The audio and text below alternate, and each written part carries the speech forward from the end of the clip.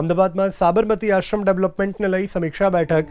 નાયબ મુખ્યમંત્રી હર્ષ સંઘવીની અધ્યક્ષતામાં સમીક્ષા બેઠક. અમદાવાદના મ્યુનિસિપલ કમિશનર સહિતના અધિકારીઓ ઉપસ્થિત. નાયબ મુખ્યમંત્રી હર્ષ સંઘવીના નિવાસસ્થાને આ સમીક્ષા બેઠક.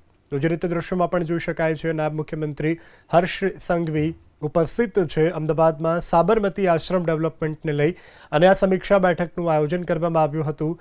અમદાવાદના મ્યુનિસિપલ કમિશનર સહિતના અધિકારીઓ ઉપસ્થિત છે. દૃશ્યોમાં પણ જે રીતે જોઈ શકાય છે, નાયબ મુખ્યમંત્રી હર્ષ સંઘવીના નિવાસસ્થાને આ સમીક્ષા બેઠકનું આયોજન કરાયું હતું.